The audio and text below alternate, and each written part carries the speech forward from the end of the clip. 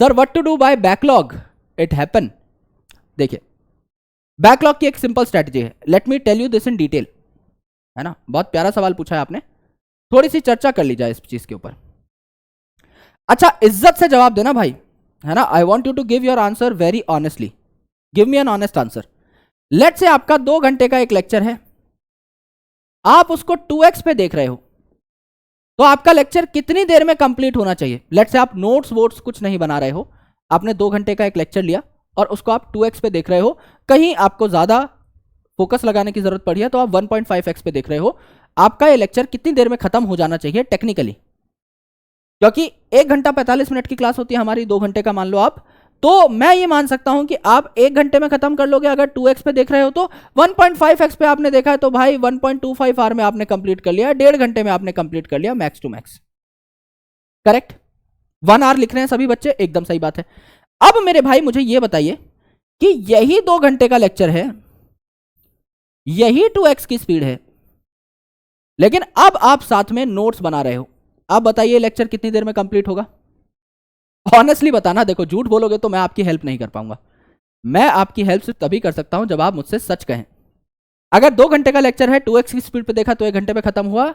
2 घंटे का लेक्चर है, 2x की स्पीड पे देखा, नोट्स बनाते बनाते तो कितनी देर में कंप्लीट हुआ, कम से कम 3 साढ़े 3 घंटे में खत्म होगा।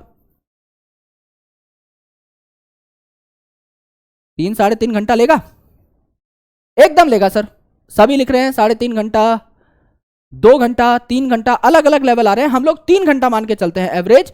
1 घंटे में होने वाला काम 3 घंटे में आपने किया, इसका मतलब यू क्रिएटेड मोर बैकलॉग। 2 घंटा आप पर लेक्चर लूज कर रहे हैं, 2 घंटे के लेक्चर में 2 घंटा लूज कर रहे हैं।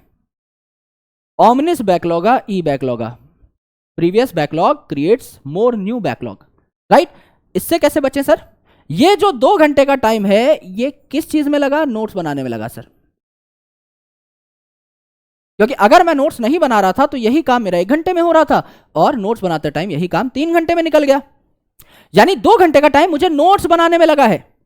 अगर मैं नॉर्मली एनसीईआरटी में सारे के सारे पॉइंट्स को हाईलाइट करता हुआ चलूं, क्योंकि सारे टीचर्स एनसीईआरटी पढ़ाते हैं, और एडिशनल पॉइंट्स को मैं जल्दी जल्दी लिख लूं, या कोई दोस्त जो है उसकी नोटबुक उधार ले लूं, या टीचर के जो नोट्स हैं उनसे आराम से, जब मेरे पास बफर टाइम होगा संडे मंडे, उस दिन मैं आराम से बैठ करके नोट्स बना लूं टीचर की पीपीटी से, मुझे कुछ और नहीं करना पड़ेगा। मुझे सिर्फ और सिर्फ अभी लेक्चर देखना पड़ेगा to complete my backlog.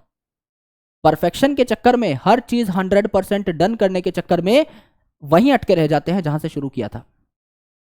School में कभी बैकलॉग होता है तो क्या करते हैं, दोस्त की कॉपी उधार मांगते हैं और उससे नोट्स जल्दी जल्दी टीप लेते हैं। उसने जो काम एक्चुअल में 6 घंटे बैठ करके स्कूल में किया है वो आप आधे घंटे में करके फ्री हो जाते हैं। And that's how you need to tackle the backlogs, that's how it's done. हम लोग क्या करते हैं, उस 6 घंटे के काम को 18 घंटे देने की कोशिश करते हैं। जरूरत ही नहीं है।